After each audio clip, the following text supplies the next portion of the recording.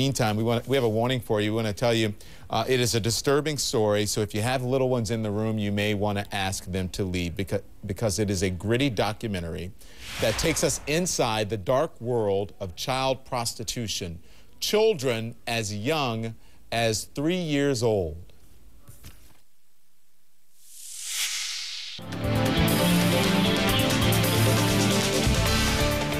All right, so we warned you before the break. It is graphic and it is disturbing, and if you have children in the room, you may want to get them out. An underage sex trade we're talking about, where children as young as 3 are sold into prostitution.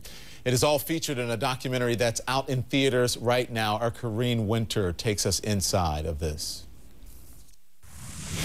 You can do yum yum and good? You're good? These shocking images offer a window into a world many may not know exists. What's your name?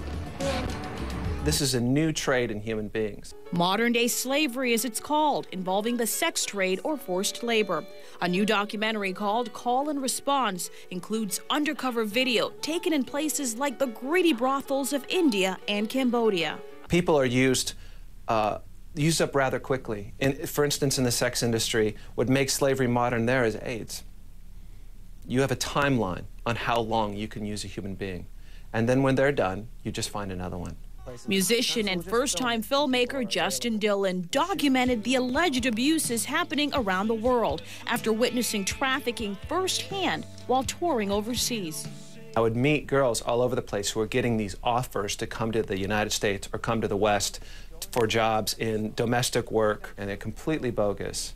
According to the State Department, here in the U.S., roughly 17,500 people are trafficked each year for forced prostitution or labor. The United Nations estimates worldwide more than 12 million people are thrust into this illicit trade. They live under constant threat of violence, under constant threat or actual sexual abuse. They are given only enough food to sustain them. Actress and UN Goodwill Ambassador Julia Ormond is one of the many voices in the documentary, along with prominent musicians, former U.S. Secretary of State Madeleine Albright, and New York Times columnist Nicholas Kristof, who investigated conditions in Cambodian brothels. These are girls. These are 12-year-old girls, 13-year-old girls who had been kidnapped, and they were being held against their will, and their virginity was being sold to the highest bidder. Despite the magnitude of the problem, some see ways of attacking it. The solutions are either in rehabilitating victims with education and giving them income skills. It's also in providing traffickers in situations of poverty with another alternative income. Justin Dillon also is encouraged that a growing 21st century abolitionist movement featured on the film's website will inspire others to act. Whether it's giving, whether it's being involved in our slave-free initiative, people can actually make a difference.